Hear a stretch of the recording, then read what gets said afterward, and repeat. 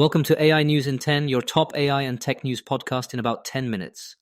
AI tech is amazing and is changing the world fast. For example, this entire podcast is curated and generated by AI using my and my kids' cloned voices. It's Monday, April 13th, and today we're taking a global tour of AI and tech. We're starting in space. A Canadian startup just switched on what it says is the largest orbital compute cluster, distributed GPUs linked by lasers, ready to crunch data above the clouds. Back on Earth, the Linux kernel hits a milestone. Version 7.0 is out. Even Linus Torvalds is noting how AI is changing the way bugs are found and fixed. In Asia, China lays out an AI in education blueprint. SK Telecom leans into ARM-based AI inference servers, and TSMC posts eye-popping revenue. In Europe, France's digital directorate is officially ditching Windows for Linux as part of a sovereignty push. And we'll close with security.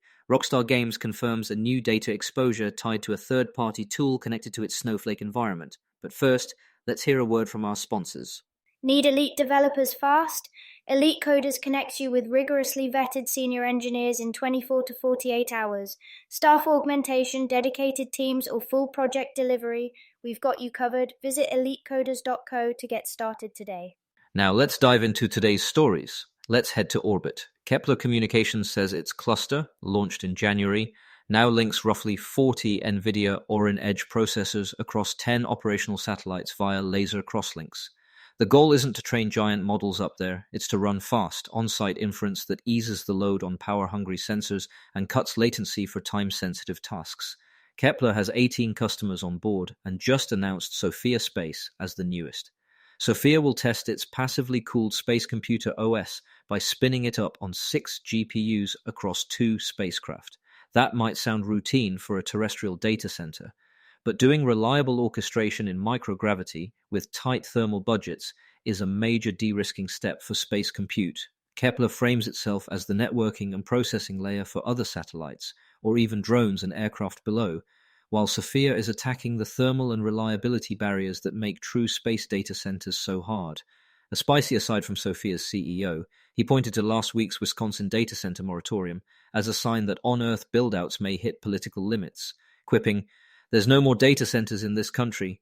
It's going to get weird." Hyperbole or not, the commercialization of orbital GPU time just got very real. Source, TechCrunch. Down on Earth, Linux 7.0 has landed. Torvalds downplayed the version bump as a normal rollover. He usually jumps to a new major after the .19 release, but he added a telling observation: AI tools are surfacing corner cases more often, and that may be the new normal for kernel bug discovery. On features, Rust support moves from experimental to officially supported for kernel development. There's further work across ARM, RISC-V, and Lunxen. KVM gets more sophisticated on AMD's latest EPYC generation, and XFS gains self-healing capabilities to make the file system more robust. Kernel maintainers also updated security bug docs to help AI tools, and the humans reading them, file more actionable reports as volume climbs. Translation: AI isn't just running on Linux, it's increasingly helping maintain Linux. Source: The Register. Next up, Asia. 3 signals that show how fast AI infrastructure and policy are moving.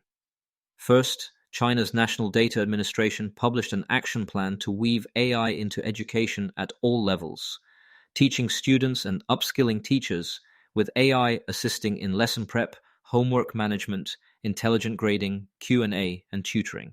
The plan also calls for digital textbooks, next-gen MOOCs, immersive classrooms, and updated safety standards to curb fraud, academic misconduct, and privacy leaks. Source: The Register, citing the NDA. Second, South Korea's SK Telecom says it will co-develop servers for AI inference using ARM's AGI chips alongside Korean accelerator firm Rebellions, whose upcoming Rebel card will play a role.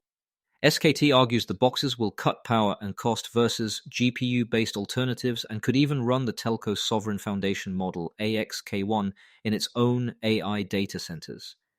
If that deployment sticks, it's another data point that inference hardware is fragmenting beyond GPUs, especially where power constraints bite.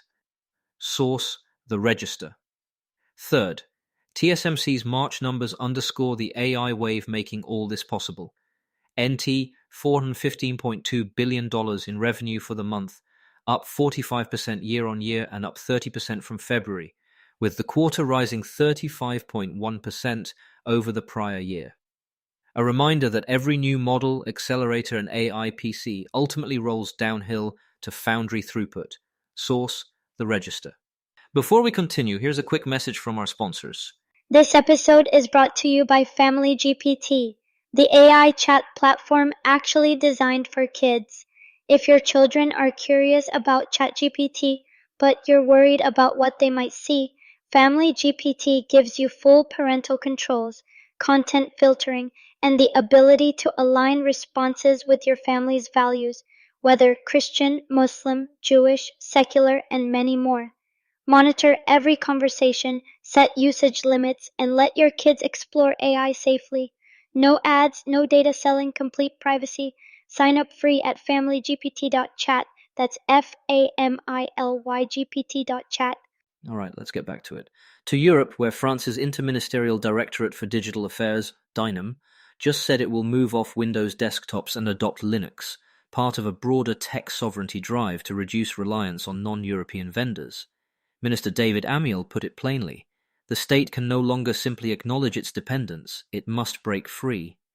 Beyond desktops, France wants ministries to craft plans that emphasize non-American options for collaboration tools, antivirus, AI, databases, virtualization, and networking. One very tangible deliverable: a homegrown video conferencing platform, Visio, to lessen reliance on Zoom, Teams, WebEx, and Google Meet.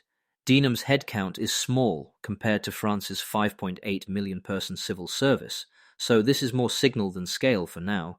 But the direction is set, with industrial digital meetings scheduled for June to bring private sector partners into the fold.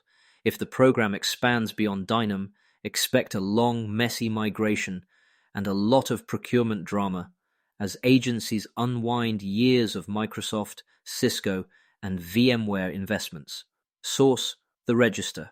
And we finish with security.